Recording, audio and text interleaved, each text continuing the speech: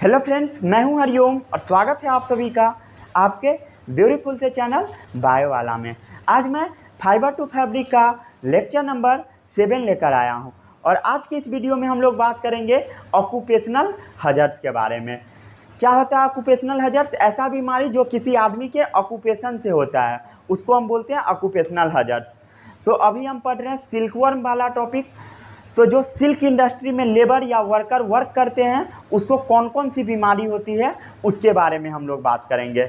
जैसे कि अस्थमा हो जाता है, ब्रोंकाइटिस हो जाता है, जैसे स्किन डिजीज हो जाता है, जैसे उसके जो वर्कर होते हैं उनके जो हैंड होते हैं, उनके हैंड से स्किन निकलने लगता है, अपने आप स्किन निकलने लगता है। और भी डिफरेंट टाइप के बीमारी होते हैं, जैसे ब्लिस्टर हो जाता है और भी अदर डिजीज होते हैं, जैसे उनके पूरे बॉडी पेन होने लगते हैं। क्यों होते हैं उस इंट्रोडक्शन वाला पार्ट है। फिर हम लोग बात करेंगे सिल्क प्रोडक्शन। सिल्क प्रोडक्शन एक इथिकल डायलेमा है।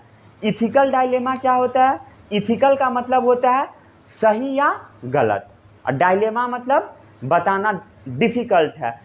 सिल्क प्रोडक्शन करना सही है या गलत है, इसके बारे में कुछ कहना बड़ा मुश्किल है। ये बात बहुत पहले से चली आ रही है, 2000-3000 साल पहले से ये बात चली आ रही है कि सिल्क प्रोडक्शन करना सही है गलत है, बहुत पुराना बात है। फिर हम लोग बात करेंगे बर्निंग कैरेक्टरिस्टिक के बारे में। जो सिल्क क्लॉथ है उसको हम लोग जलाएंगे, सिल्क क्लॉथ को हम लोग जलाएंगे, उसके बाद इसमें से कैसा स्मेल निकलता है उसके बारे में हम लोग बात करेंगे। सिल्क क्लॉथ को जलाएंगे, उलन क्लॉथ को जलाएंगे, हम लोग पॉलिस्टर को जलाएंगे, सिंथेटिक क्लॉथ को जलाएंगे। सिंथेटिक क्लॉथ क्या होता है? ऐसा क्लॉथ जो कि हम लोग अपने हाथ से बनाते हैं, मतलब वो एनिमल से नहीं आता है। जैसे सिल्क कहाँ से आ रहा है? सिल्कवर्म से आ रहा है। तो सिल्कवर्म क्या है? एनिमल्स है, तो वो हम लोग अपने आप से बनाएंगे। फिर हम लोग बात करेंगे सेरीकल्चर के बारे में। तो सेरीकल्चर में मैं आपको बताया था डिफरेंट टाइप के सिल्क होते हैं, उसके वैरायटी के बारे में हम लोग बात करेंगे। कितने टाइप के सिल्क होते हैं जल्दी जल्दी बताइए? मलबरी, और सभी के वैरायटी के नाम लिखिए, कमेंट बॉक्स में लिखिए एक एक करके। चलिए तो शुरू करते हैं इस वीडियो को। क्या पढ़ना है अभी हम लोग को? Occupational hazards. तो आप लोग हेडिंग लगाएंगे ऑक्यूपेशनल हजार्ड्स।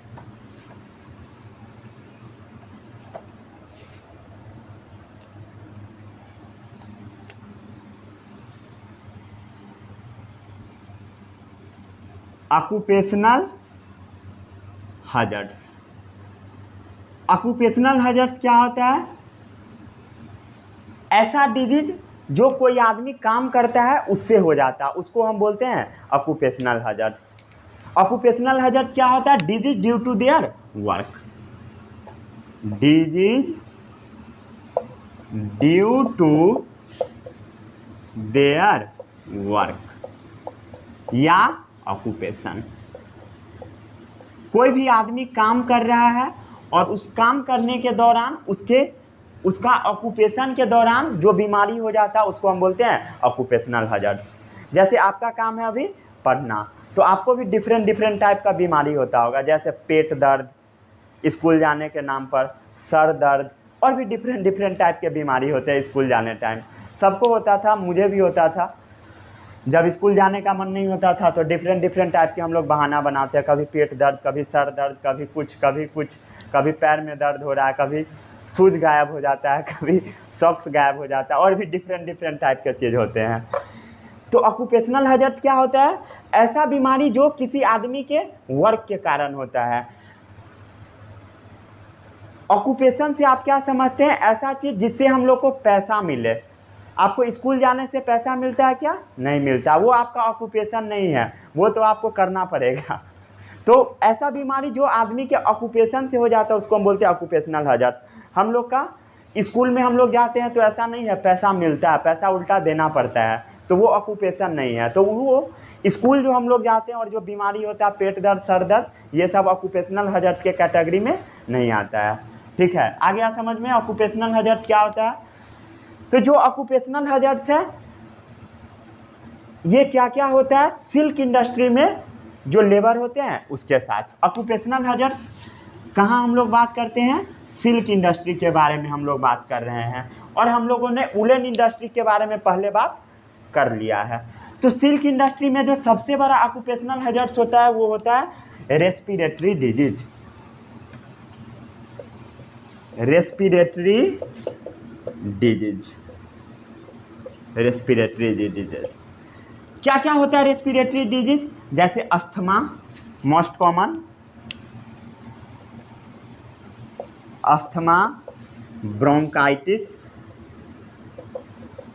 अस्थमा ब्रोंकाइटिस के बारे में हम लोग किस चैप्टर में पढ़ेंगे, रेस्पिरेशन में पढ़ेंगे। तो इसके लिए घबराइएगा नहीं, क्या होता है, सिर्फ इतना याद रखिए जो हवा वाला पाइप है उस पाइप में कुछ प्रॉब्लम आ जाता है, बस इतना याद रखिए। वाइन पाइप का कुछ प्रॉब्लम है, ठीक है, बस इतना याद रखना है। तो अस्थमा और ब्रोंकाइटिस सबसे मेन रेस्पिरेटरी डिजीज है वो हो जाता है किसको, जो सिल्क इंडस्ट्री में लेबर वर्क करते हैं उसको, या वर्कर वर्क करते हैं उसको। क्यों होता है बताइए, क्यों होता है, क्यों होता है, क्योंकि उसको कुकुन्स का बहुत ज़्यादा वेपर्स मिलता है, वेपर्स अराइजिंग फ्रॉम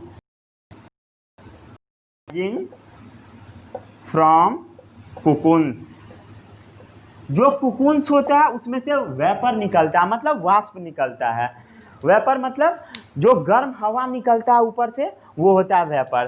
तो वो कुकुन से निकलता है। क्यों निकलता है आपको पता होगा अभी तक, क्यों निकलता है, क्योंकि वो जो कुकुन्स होता है उसको हम लोग मारते हैं, डिस्ट्रॉय करते हैं, गर्म पानी में डाल देते हैं ताकि उसके अंदर जो सिल्कवर्म प्रेजेंट है वो मर जाए। ठीक है, सिल्कवर्म को, प्यूपा को मार दिया जाता, प्यूपा बोला जाता है, ये सब तो आपको अभी तक पता होगा। ठीक है, तो प्यूपा को मारने के लिए किया जाता है। और जो जैसे हम लोग कुकुन्स डालते हैं गर्म पानी में, एक बार वेपर निकलता है और उसी वेपर से ये डिजीज हो जाता है, ब्रोंकाइटिस ये सब। और भी क्या क्या प्रोसेस होते हैं जल्दी जल्दी बताइए। स्टीम किया जाता है, बॉयल किया जाता है, रिल्ड किया जाता है, इसी सब के कारण हो जाता है। स्टीम्ड, बॉयल किया जाता है, रीलिंग किया जाता है। रीलिंग क्या होता है, उसको एक जगह धागा के फॉर्म में दे देना। जो धागा मार्केट में अवेलेबल होता है 3 रुपया में, वही बनाना। मतलब वो सिल्क का नहीं होता है जनरली, वो सिल्क का नहीं होता है, पता है ना। चलिए, सिल्क का भी अवेलेबल होता है छोटा सा धागा, उसका थोड़ा ज़्यादा कॉस्ट होता है। पहला समझ में आ गया रेस्पिरेटरी डिजीज। अब सेकेंड आता है स्किन इन्फेक्शन। सेकेंड आता है स्किन इन्फेक्शन। स्किन इन्फेक्शन क्या होता है, स्किन इन्फेक्शन बताइए, पता है। क्योंकि इसको लगातार लेबर को अपना हाथ पानी के अंदर में डालकर रखना होता है, लगातार पानी के अंदर में, गर्म पानी में हाथ डालना होता है। क्यों, क्योंकि कुकुन्स को गर्म पानी में डालकर मारा जाता है प्यूपा को। समझ में आ रहा है सभी को। प्यूपा क्या होता है, कुकुन्स के अंदर होता है। देख लीजिए एक बार, मान लीजिए ये क्या है, प्यूपा है। प्यूपा, प्यूपा, प्यूपा क्या होता है सबको पता है, जो छोटा सिल्कवर्म होता है, सिल्कवर्म, उसी को हम प्यूपा बोलते हैं। कुकुन्स क्या होता है, उसका जो कवरिंग होता है। याद है सभी को ये सब, अभी तक नहीं पढ़े हैं तो मेरा प्रीवियस लेक्चर जाकर देखिए। ओके, उसके बाद रीलिंग प्रोसेस किया जाता है। अब हम लोग बात करें स्किन इन्फेक्शन के बारे में। तो क्यों होता है, constant dipping of hand in boiled water. क्यों होता है, constant dipping of hands in boiled water.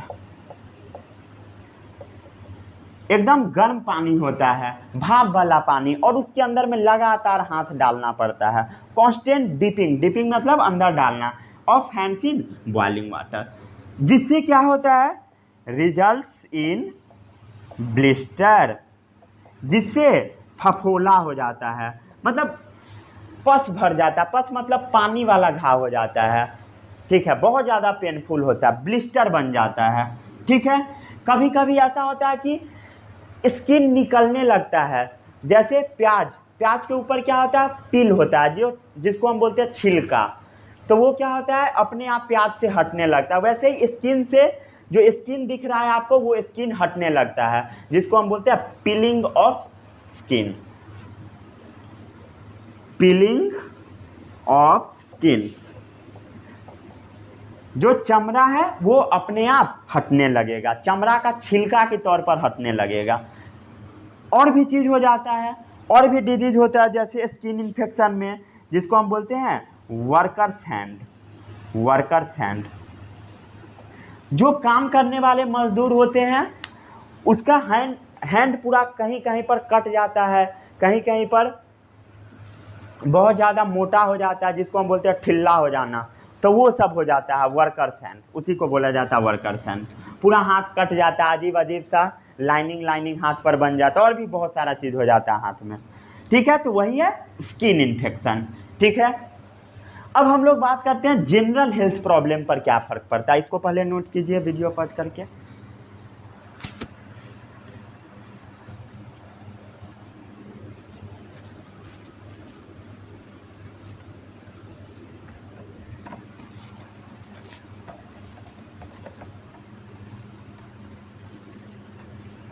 General health पर भी इसका असर पड़ जाता है। पेन इन जनरल हेल्थ,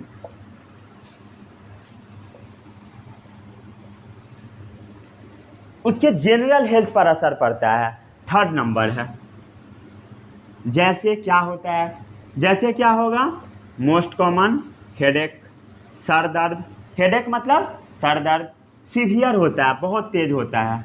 कैसा होता है, सीवियर। फीवर हो जाता है, फीवर हो जाएगा, पूरा बॉडी में पेन होने लगेगा, पूरे बॉडी में पेन होने लगेगा, पूरा मसल सब लगेगा जैसे टूट गया। तो ये क्या है, जनरल हेल्थ पर असर डालता है। चलिए, और गर्दन में भी दर्द होता है, मेनली गर्दन में पेन होता है, पूरा बॉडी में भी होता है, मसल सब में दर्द होने लगता है, मांस सब में। ओके, अब हम लोग बात करते हैं सिल्क प्रोडक्शन एक इथिकल डायलेमा है। सिल्क प्रोडक्शन क्या है, इथिकल डायलेमा। इसका मतलब समझिए पहले।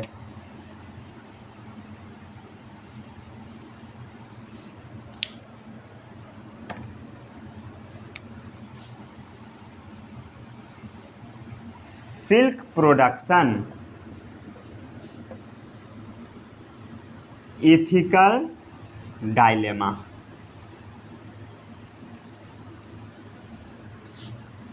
सिल्क प्रोडक्शन एक इथिकल डायलेमा है। इथिकल का मतलब होता है सही है या गलत किसी को नहीं पता।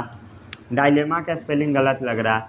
इथिकल का मतलब होता है राइट है या रॉन्ग, ये किसी को पता नहीं है। डायलेमा का मतलब होता है हम लोग उसको बता नहीं सकते हैं, मतलब बड़ा डिफ़िकल्ट होता है इसको बताना, तो यही है डायलेमा का मतलब, डिफ़िकल्ट।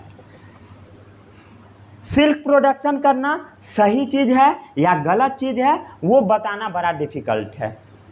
क्यों बताइए, सारा चीज़ मैं आपको बता दिया था, क्योंकि एक यार्ड कपड़ा बनाने के लिए लगभग 5500 कुकुन्स को बर्बाद कर दिया जाता, मतलब 5500 तक सिल्क वर्म को डिस्ट्रॉय कर दिया जाता, उसके कुकुन्स को ही मार दिया जाता है, उस बेचारों को इस दुनिया में आने ही नहीं दिया जाता है।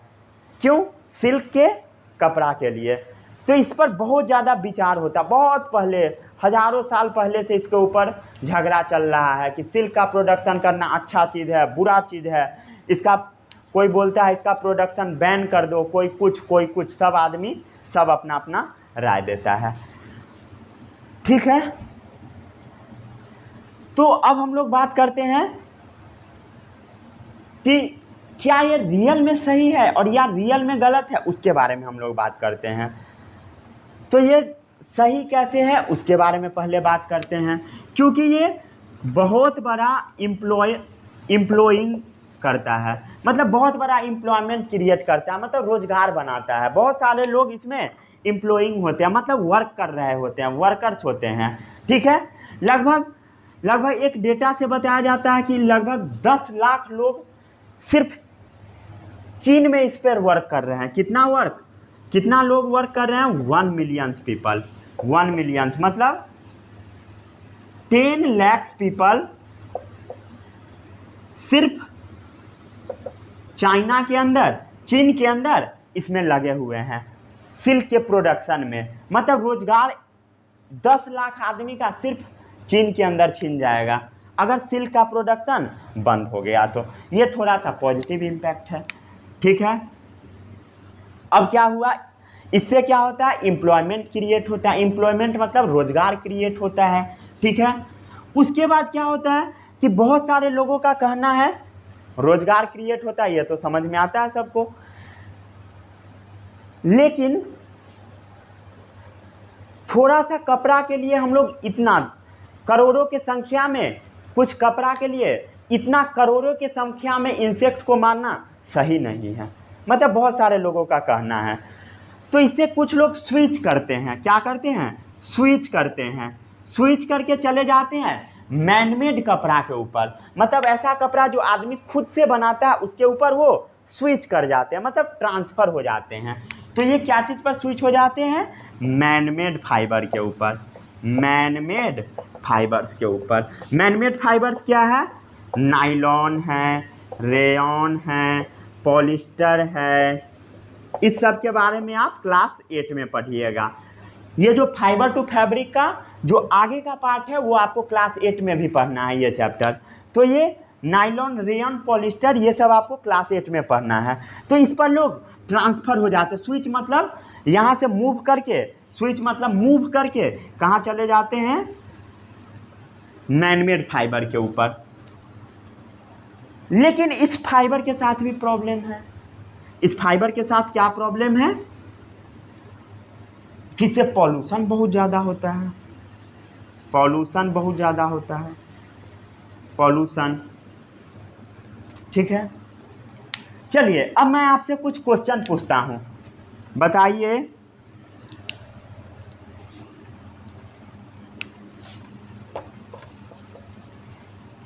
Deaths of billions of insect, millions नहीं बिलियंस,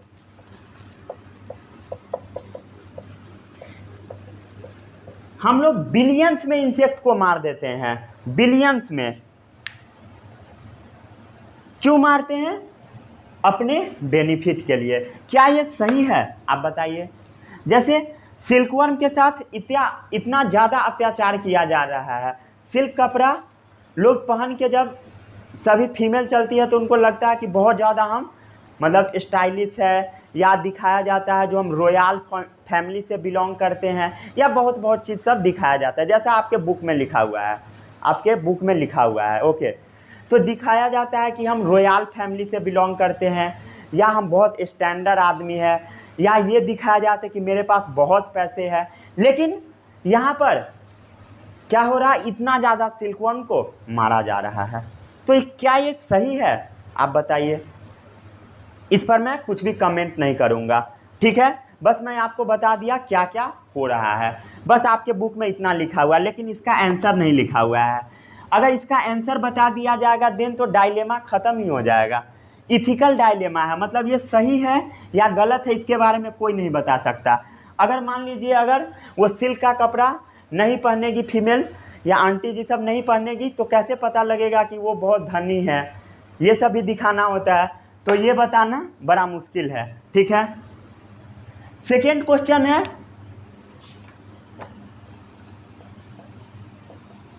कंट्री को इसका प्रोडक्शन क्या स्टॉप कर देना चाहिए? बताइए। इसका आंसर मैं कुछ नहीं दूंगा। क्यों नहीं दूंगा? क्योंकि ये डायलेमा है, इथिकल डायलेमा है। मतलब इसके बारे में कुछ सही एस्पेक्ट भी है, गलत भी है, लेकिन इसके बारे में बहुत ज़्यादा कमेंट नहीं करना है, नहीं तो बहुत सारे लोग बुरा मान जाएंगे, ओके। तो क्या कंट्री को स्टॉप कर देना चाहिए इसका प्रोडक्शन? जैसे इंडिया भी बहुत बड़ा प्रोड्यूसर है, चाइना भी बड़ा प्रोड्यूसर है, ये सब कंट्री को स्टॉप कर देना चाहिए। अगर स्टॉप कर देगा तब तो रोजगार छीन जाएगा। इंडिया में भी बहुत बड़ा एम्प्लॉयमेंट क्रिएट ये करता है।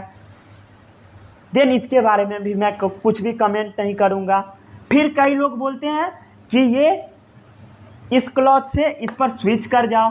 अगर हम इससे इस पर स्विच कर गए देन क्या होगा बताइए? पॉल्यूशन बढ़ जाएगा। क्या होगा? Pollution, pollute our environment. जो हमारा पर्यावरण है वो पॉल्यूट हो जाएगा, हमारा इन्वायरमेंट पॉल्यूट हो जाएगा। ये भी क्वेश्चन मार्क है, इसका भी आंसर मैं नहीं दे पाऊंगा। अगर या तो इतना जीव को मारिए, 10 लाख करोड़ों बिलियंस के संख्या में जीव को मारिए, इंसेक्ट को, या तो आप क्या कीजिए इस पर स्विच कर जाइए। जब इस पर स्विच कीजिएगा देन क्या होगा? हमारा इन्वायरमेंट में कचरा फैलेगा, पॉल्यूशन फैलेगा। देन ये पूरा इथिकल डायलेमा है। ये सही है या गलत है ये कोई नहीं जानता है, कोई नहीं बता सकता है आपको।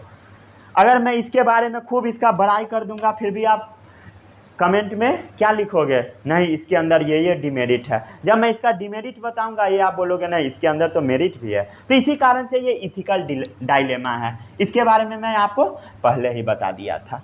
आ गया समझ में? इसको नोट कर लीजिए।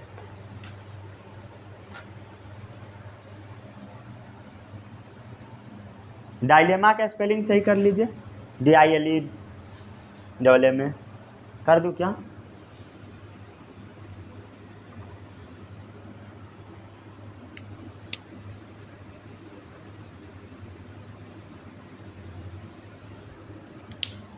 ठीक है।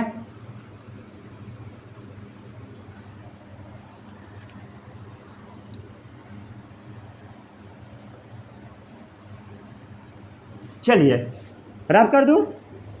अब हम लोग जो भी कपड़ा है उस सबको जलाते हैं।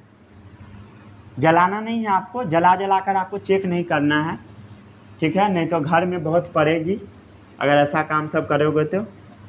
ऐसे मैं ये सब करता था अपने टाइम में, ओके, बट आपको नहीं करना है ये सब।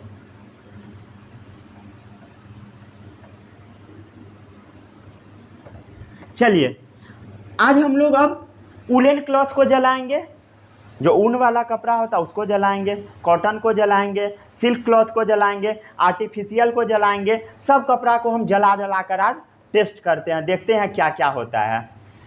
तो हेडिंग लगाइए बर्निंग कैरेक्टरिस्टिक्स। Burning characteristics. चलिए ये थोड़ा इंटरेस्टिंग टॉपिक है। एक साइड लिखिए कैरेक्टरिस्टिक, एक साइड लिखिए फाइबर, एक साइड लिखिए ऑब्जर्वेशन। लिखिए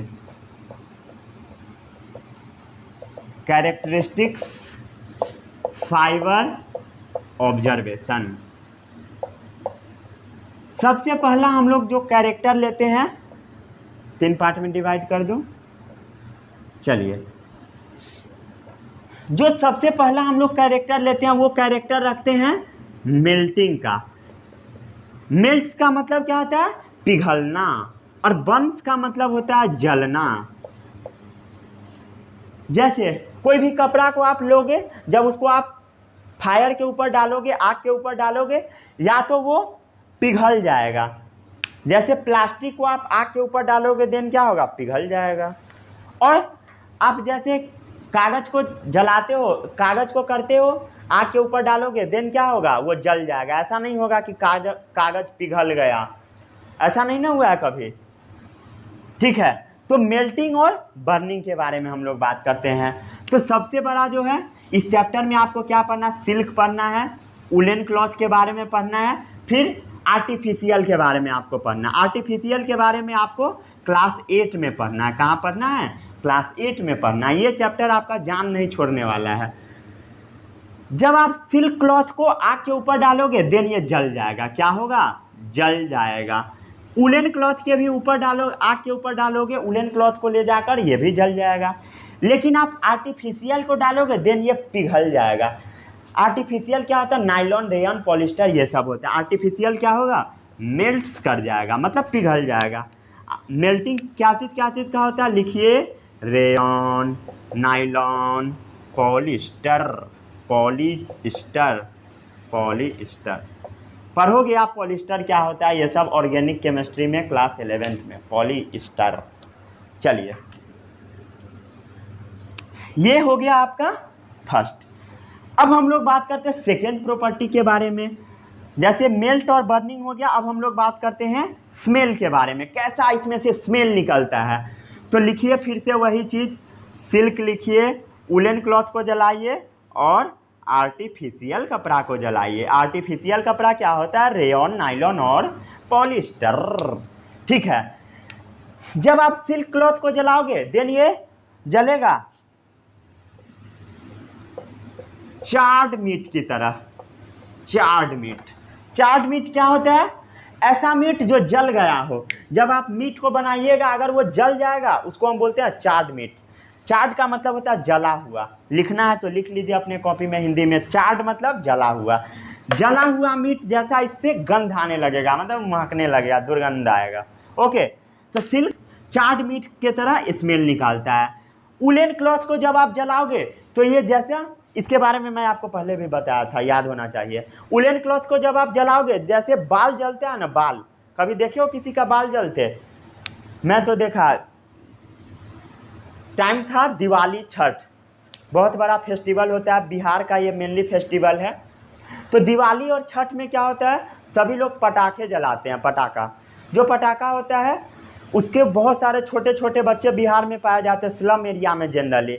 तो वो पटाखे को क्या करते हैं, जला लेते हैं छोटे छोटे बच्चे, और अपना पूरा बाल उल जला उला कर डॉक्टर के पास पहुंचते हैं। ऐसा मैं देखा था अपने आँख के सामने, उसका पूरा बाल जला हुआ था, पूरा एकदम स्मेल निकल रहा था, मतलब गंदा टाइप का स्मेल आ रहा था, और हालत ख़राब हो जाता है जिसका भी बॉडी जलता है उसका। ठीक है, तो वुलन क्लॉथ कैसा जलता है बताइए, कैसा, भूल गए, कैसा कैसा, बर्निंग ऑफ हेयर।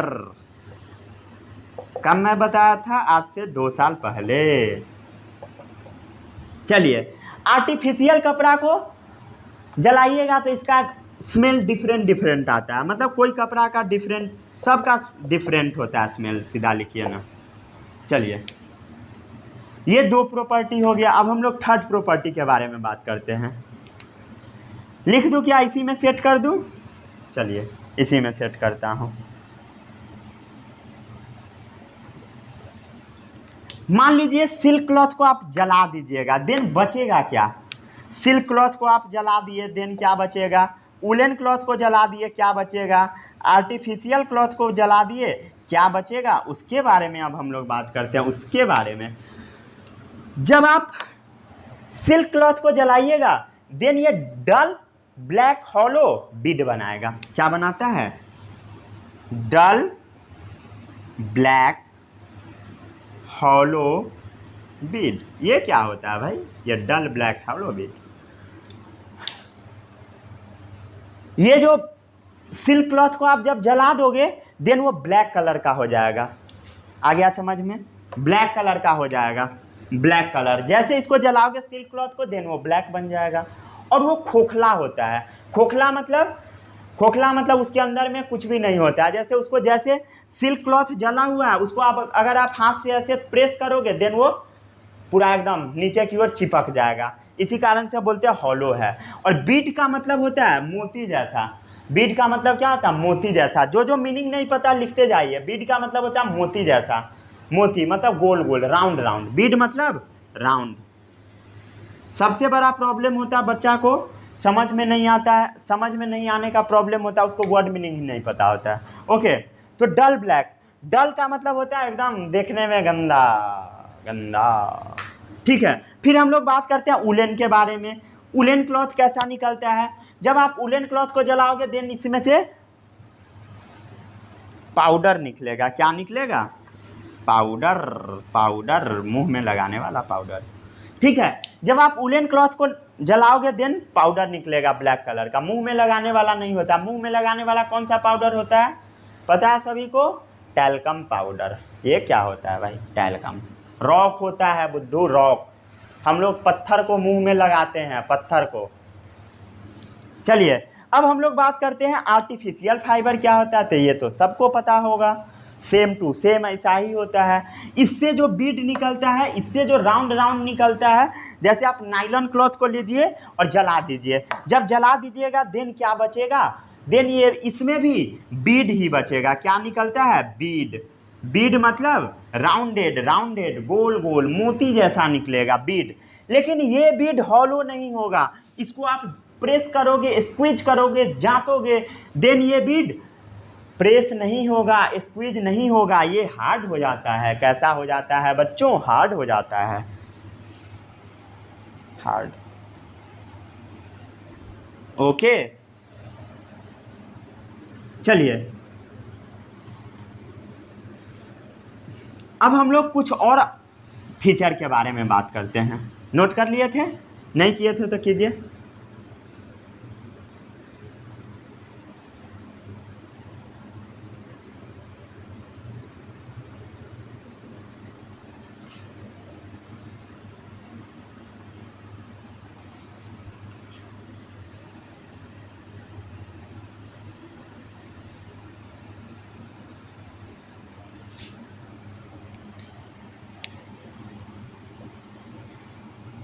चलिए कुछ अदर प्रॉपर्टी के बारे में हम लोग बात करते हैं, एनी अदर फीचर के बारे में बात करते हैं।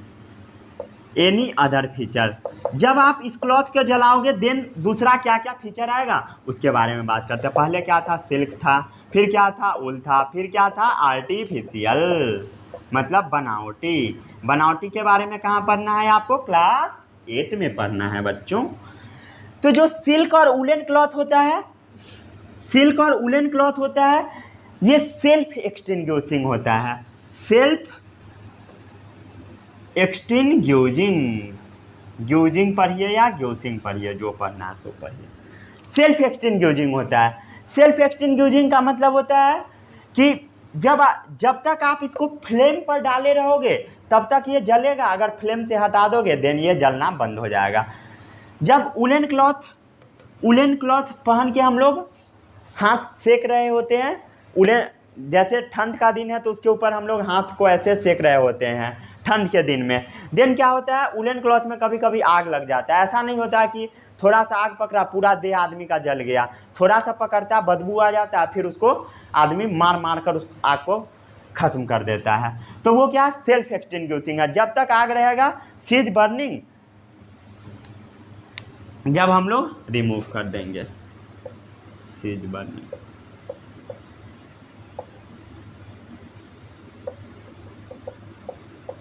जब हम लोग आग से इसको रिमूव कर देंगे देन इसका बर्निंग सीज हो जाएगा, दोनों का, सिल्क और वुलन क्लॉथ दोनों का। और इससे निकलता है ड्रॉप, निकलता है ड्रॉप बाय ड्रॉप निकलते जाता है। यहाँ पहले ध्यान से देखिए पहले क्या हुआ, पहले क्या होता है, जैसे आप आर्टिफिशियल कपड़ा को जलाओगे देन उसमें से ड्रॉप जैसा निकलने लगेगा। जैसे प्लास्टिक को जलाए हो, क्या निकलता है, ड्रॉप जैसा। पेन को भी जलाता है बच्चा सब, तो पेन को जब जलाइएगा तो उसमें से ड्रॉप जैसा निकलने लगता है। कभी कभी हाथ पर गिर जाता है तो पूरा ब्लिस्टर हो जाता है, घाव हो जाता है, फफोला हो जाता है बच्चों। तो ये जो ड्रॉप होता है, ये ड्रॉप जैसा ये निकलने लगता है और कैसा बन जाता है, बीड जैसा, मतलब मोती जैसा, ये हार्ड हो जाता है। आ रहा है समझ में सभी को या नहीं आ रहा, कुछ भी नहीं आ रहा, कुछ भी नहीं आ रहा। और जैसे आर्टिफिशियल में क्या है ये तो सबको पता है, नायलॉन है, नायलॉन है। इसको वीडियो पॉज करके नोट कीजिए।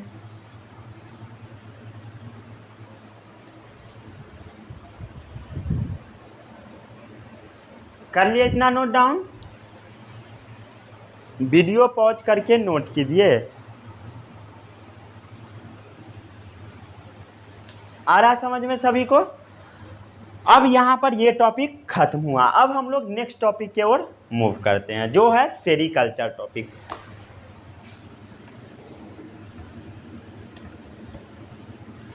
सेरीकल्चर एक्चुअली आपका चैप्टर अब खत्म हो चुका है, यहीं पर आपका चैप्टर खत्म हो गया एनसीईआरटी के मुताबिक। ओके, अब जो मैं लेक्चर लूँगा वो एक्स्ट्रा रहेगा। ओके, ये वाला अब है एक्स्ट्रा लेक्चर। कुछ भी टॉपिक मैं स्किप नहीं करूँगा, टेंशन नहीं लेने का। बहुत ज़्यादा तुम लोग परेशानी में रहते हो, मुझे पता है। ठीक है, फिर हम लोग अब बात करते हैं सेरीकल्चर के बारे में। तो हेडिंग लगाइए सेरीकल्चर। सेरीकल्चर क्या होता है? Rearing of silkworm. पता है सभी को? अभी तक नहीं पता है? रियरिंग ऑफ सिल्कवर्म, जो रेशम का कीड़ा होता है उसका रियरिंग करना, मतलब पालन पोषण करना, क्या होता है? सेरीकल्चर। तो इंडिया, कुछ हिस्ट्री सब लिखते जाइए तेजी में। Largest consumer in the world, India अपना जो कंट्री है बहुत ज़्यादा कंज्यूम करता है।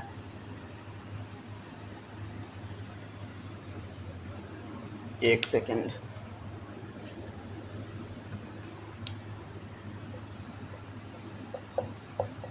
इंडिया, ओके, इंडिया बहुत बड़ा कंज्यूमर है, बहुत खर्च करता है। ये यूज कब किया जाता है? सिल्क क्लॉथ मैरिज में किया जाता है। क्या चीज़ के लिए किया जाता है? कितना हम रॉयल आदमी है ये दिखाने के लिए किया जाता है। ये मेनली साउदर्न इंडिया में होता है, साउदर्न इंडिया में, जो साउथ वाला पार्ट है इंडिया का उसमें होता है। नॉर्थ में भी होता है, ठीक है, नॉर्थ में थोड़ा पैसों की कमी होती है जिसके कारण बहुत कम लोग यूज करते हैं, डेली लाइफ में यूज नहीं किया जाता है।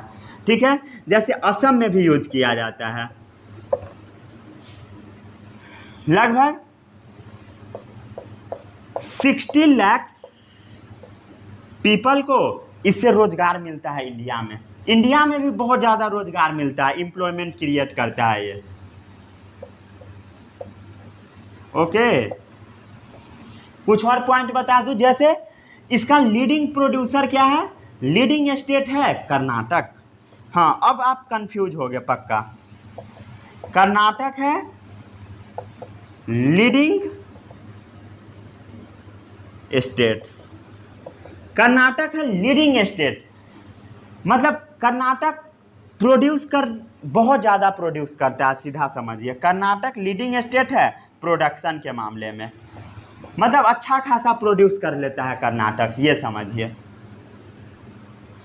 मतलब खूब प्रैक्टिस करता है, सिंपल ये बोलिए ना, खूब खेती होता है।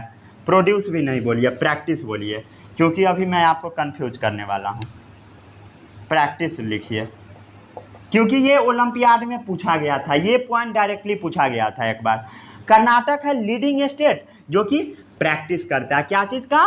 सिल्कवर्म का, सेरीकल्चर का। ठीक है,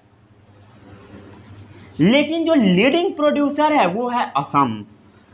लीडिंग प्रोड्यूसर है असम, लीडिंग प्रोड्यूसर, जो लीडिंग प्रोड्यूसर है वो है असम।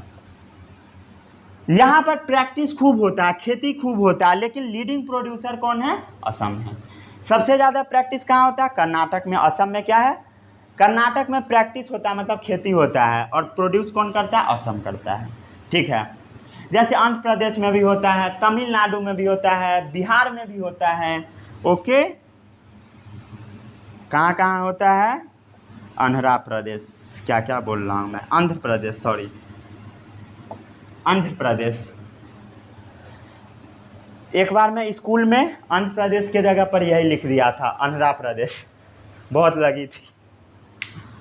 ठीक है, तो आंध्र प्रदेश। और कहाँ कहाँ होता है, जैसे बताइए?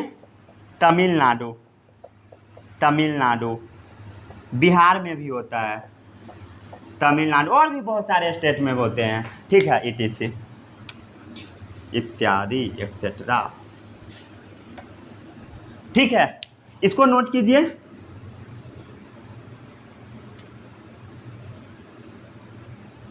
अब हम लोग बात करते हैं types of silk production in India. रब कर दूं पूरा। अब यहां से मेन टॉपिक शुरू हो गया। अब ये क्वेश्चन आपसे एग्जाम में पूछा जाएगा, ओलंपियाड में। ओके, तो यहां से थोड़ा ध्यान से पढ़िएगा। ये सब तो था मस्ती वाला चीज, ये सब क्या पढ़ाई है।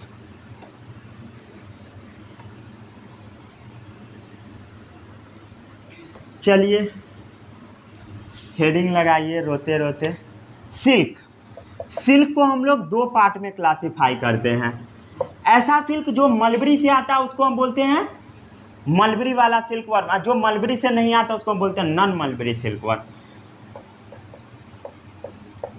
मलबरी से आने का मतलब ऐसा सिल्क वर्म जो मलबरी लिप्स को खाता है उसको हम बोलते हैं मलबरी सिल्क वर्म, और जो मलबरी लिप्स को नहीं खाता उसको हम बोलते हैं नॉन मलबरी सिल्क वर्म। तो जो नॉन मलबरिक है उसमें 3 कैटेगरी के बारे में मेनली आपको पढ़ना है। इसको हम क्या पढ़ते हैं, भूल गए, ताजा होले। फिर आता है एरी, फिर आता है मऊगा। क्या आता है, मऊगा नहीं बुद्धू, मूगा। क्या आता है, मूगा MOOGA। दोनों स्पेलिंग आपको लिखा मिलेगा इधर उधर, ठीक है, तो घबराना नहीं है। अब हम लोग सबसे पहले बात करते हैं मलबरी के बारे में। मलबरी, तो हेडिंग लगाइए मलबरी। इसके बारे में थोड़ा बहुत तो आपको पता होगा। ये मोस्ट सुपेरियर क्वालिटी होता है, मतलब सबसे अच्छा क्वालिटी होता है सिल्क वर्म का। जो मलबरी लिप सिल्क वर्म खाता है वो सबसे अच्छा क्वालिटी होता है। ये कौन सा सिल्क वर्म खाता है, मतलब उसका वैरायटी का क्या नाम है आपको पता होगा, बॉम्बिक्स मोरी। क्या नाम है, बॉम्बिक्स मोरी। ठीक है, क्या खाता है बॉम्बिक्स मोरी, बताइए, मलबरी प्लांट खाता है, मलबरी प्लांट। खूब खिलाओ इसको क्योंकि इसका तो हत्या होना है। अब हम बात करते हैं किस किस स्टेट में होता है। स्टेट का भी नाम लिखिए, जैसे कर्नाटका भी इसका अच्छा खासा प्रोडक्शन करता है। कर्नाटका, वेस्ट बंगाल, आंध्र प्रदेश, वेस्ट बंगाल, आंध्र प्रदेश,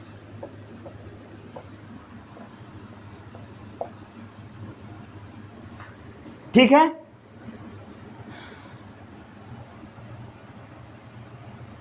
और भी होता है जैसे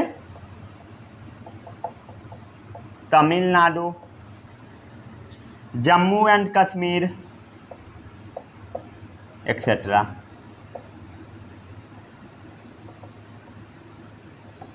ठीक है, कोई दिक्कत नहीं। जैसे मलबरी का कुछ और स्पेसीज होता है, अदर स्पीसीज भी होता है। जैसे एक स्पीसीज अभी क्या था, एक स्पीसीज क्या था, बॉम्बिक्स मोरी। ऐसे ही कुछ और स्पीसीज होता है, जैसे बॉम्बिक्स फॉर्च्यूना टक्स। क्या होता है, बॉम्बिक्स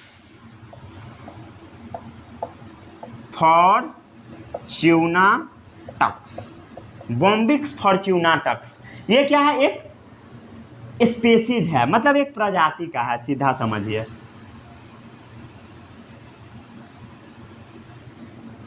ठीक है, वो एफ है, दिख रहा है ना। और भी कुछ प्रजाति होता है, जैसे बॉम्बिक्स टेक्स्टर,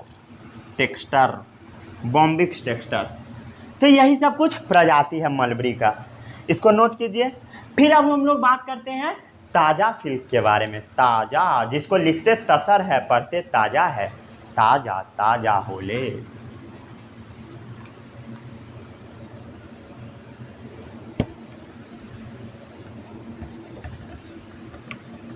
चलिए, सेकंड क्या है, ताज़ा सिल्क। ताज़ा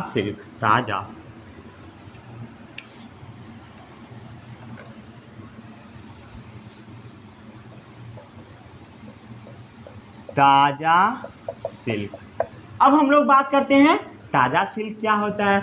तो ये जो ताज़ा सिल्क होता है वो कॉपर कलर का होता है, मतलब ब्राउनिश कलर का होता है। कैसा कलर होता है, कॉपरिश कलर का होता है, मतलब कॉपर कलर का होता है। जैसा तांबा का कलर होता है वैसा कलर होता है। ये आता कहाँ से है, एंथ्रिया, स्पेलिंग सही है, गड़बड़ है, एंथ्रिया। बुक में देखने दीजिए 1 मिनट। ANTHERAEA शायद सही है, हाँ सही है, एंथ्रिया का सही है। मायलिटा, एंथ्रिया माइलिटा एक स्पेसीज है, उससे आता है क्या चीज, ताजा सिल्क, एंथ्रिया माइलिटा। माइलिटा का भी स्पेलिंग गड़बड़ लग रहा है, पता नहीं कैसा कैसा स्पेलिंग है, ये भी गड़बड़ है। माइलिटा, एंथ्रिया माइलिटा, ओके, कोई दिक्कत नहीं। और भी कुछ नाम सब है, रुकिए लिखवा देता हूं मैं, एंथ्रिया पाफिया। चलिए और भी कुछ स्पेसीज है,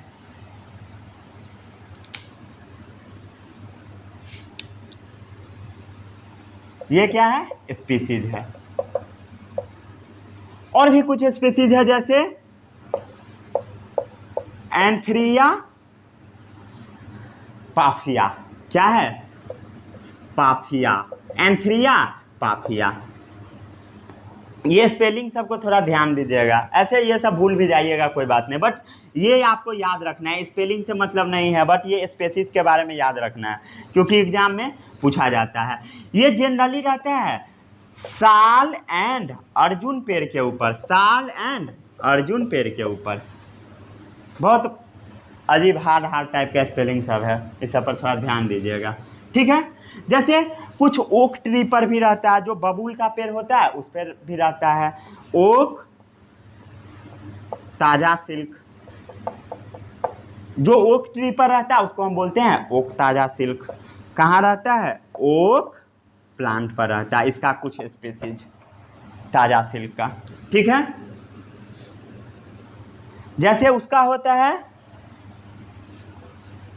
जो स्पीसीज होता है वो स्पीसीज है एंथ्रिया प्रोएली, इस टाइप का होता है, प्रोएली, क्या होता है, प्रोएली, प्रोएली, ठीक है, PROYELI, एंथ्रिया प्रोएली।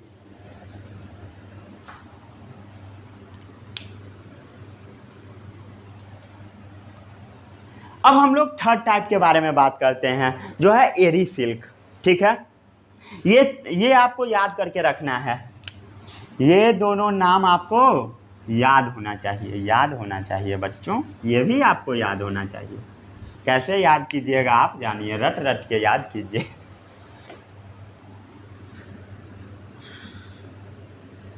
ठीक है, अब हम लोग बात करते हैं एरी सिल्क के बारे में। बहाना कुछ भी नहीं बनाना, जो समझ में नहीं आ रहा, समझ में तो सब आ रहा है, आपको याद करना पड़ेगा, लिख लिख के याद करना पड़ेगा, ओके।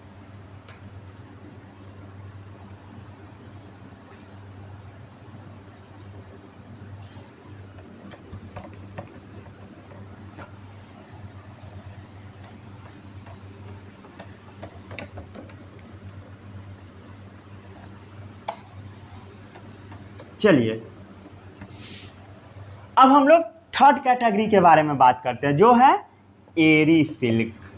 एरी सिल्क, जो एरी सिल्क होता है वो कहाँ से आता है, फिलोसेमिया रिचिनी से आता है। क्या चीज से आता है, फिलोसेमिया रिचिनी।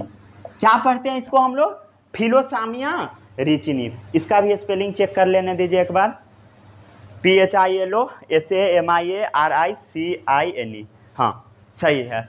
चलिए फिलोसामिया रिचिनी, इसको क्या पढ़ते हैं हम लोग, फिलोसामिया रिचिनी। ये कहाँ से आता है, कैस्टर ऑयल,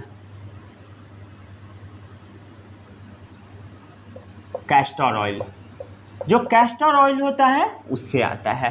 कैस्टर ऑयल क्या होता है पता है आपको, अंडी का तेल, अंडी, अंडी, क्या चीज का, अंडी, अंडी, अंडी, अंडी का नाम सुने हो कभी। जब आप रूरल एरिया में जाओगे, ग्रामीण क्षेत्र में, देन वहाँ पर एक अजीब अजीब सा मतलब जंगल होता है, वीड्स टाइप का होता है, जो जंगल में पाया जाता है। तो वो जंगल में ही जनरली होता है। जब उस पर आप जाओगे, वहाँ से गुजरेगे, देन आपके वो बॉडी में स्टिक हो जाएगा, कभी बाल में चिपक जाएगा, कभी कपड़ा में चिपक जाएगा, उसी को बोलते हैं अंडी। सर्च करके गूगल पे देख लीजिएगा कैस्टर कैसा होता है, इसका ऑयल भी निकाला जाता है, ऑयल भी, ओके। इसका लोग पहले घर भी बनाते थे, उसको साट के घर बनाते थे, लेकिन वो घर कभी खड़ा नहीं हो पाता था, सोया ही रह जाता था। बचपन में किए हो कभी? नहीं किए हो, मुझे पता है। तो फिलोसेमिया रिचिनी क्या कहाँ से आता है? कैस्टर ऑयल से आता है। फिलोसेमिया रिचिनी क्या है? एरीसिल्क का एक क्या है? स्पीसीज है। ठीक है, कोई दिक्कत नहीं। ये आपको बस इतना याद रखना है, इसके बारे में और भी आपको कुछ भी याद नहीं रखना है बच्चों। फिर आता है, इसको हम लोग एरी को बोलते हैं, जैसे अंडी है, इसको हिंदी में हम अंडी बोलते हैं, बस इसको थोड़ा अच्छे से पढ़िए तो इंडी लिखा जाता है। क्या लिखा जाता है? इंडी। इंडी मतलब अंडी, ठीक है। या इसको बोला जाता है इरंडी। क्या बोला जाता है? इरंडी। इरंडी सिल्क, ठीक है, कोई दिक्कत नहीं। इरंडी सिल्क। फिर आता है फोर्थ नंबर। फोर्थ नंबर क्या है? Muga silk, sorry Muga, Muga silk, Muga Muga Muga silk. Muga silk क्या होता है उसके बारे में बात करते हैं हम लोग। तो ये गोल्डन कलर का होता है, गोल्डन येलो कलर का होता है, सोना की तरह पीला कलर का, चमकदार। ये आता, इसका ये जो सिल्कवर्म होता है वो कौन सा लीफ खाता है? सोम लिप्स खाता है। कौन सा लिप्स खाता है? सोम लिप्स खाता है। और सोलू लिप्स भी खाता है। और कौन सा लिप खाता है? सोलू लिप्स भी खाता है। सोम लिप्स और सोलू लिप्स भी खाता है, ठीक है। और ये क्या चीज़ का लिप खाता है? कैस्टर लिप खाता है, जिससे कैस्टर ऑयल निकलता है। ये समझ में आता है सबको? कैस्टर लिप्स खाता है। कौन सा? फिलोसेमिया रिचिनी। और ये सोम लिप्स और सोलू लिप्स खाता है। कौन सा? मूगा सिल्कवर्म। इसका जो साइंटिफिक नेम होता है वो होता है एंथ्रिया असामेनिसिस। असामेनिसिस, असम एंसिस, ऐसे याद रखिए स्पेलिंग, असम एंसिस। असामेंसिस मतलब ये असम में पाया जाता है। असामेंसिस असम में पाया जाता है। क्लियर यहाँ से हो रहा है? असामेंसिस, ठीक है, ये क्लियर हो गया यहाँ तक। चलिए, यहीं पर आपका सिल्क वाला पोर्शन पूरा खत्म हो गया, आपका ये चैप्टर भी यहीं पर फिनिश हो गया। लेकिन 2 लेक्चर मैं इस टॉपिक के ऊपर एक्स्ट्रा लेकर आऊँगा। जो 2 लेक्चर आपको पढ़ना पड़ेगा, वो एक लेक्चर होगा एनिमल हस्बेंड्री के बारे में, एनिमल हस्बेंड्री। फिर हम लोग एक लेक्चर पढ़ेंगे शिप के बारे में, जो एक्स्ट्रा लेक्चर होगा, आपको एनसीईआरटी बुक में कहीं नहीं मिलेगा, बहुत कम ही बुक में दे रखा है, बट फिर भी हम लोग पढ़ लेंगे, कुछ भी नहीं छोड़ेंगे। लेक्चर बड़ा हो रहा है, कोई बात नहीं है, पढ़ते जाइए, नोट्स बनाते जाइए, जितना याद हो रहा है होते जाएगा, कोई बात नहीं है। बेस्ट बुक्स के ऊपर मैं वीडियो बना दिया था, बुक को जाइए पर्च कीजिए, पढ़िए, ठीक है। तो thanks, bye, all the best.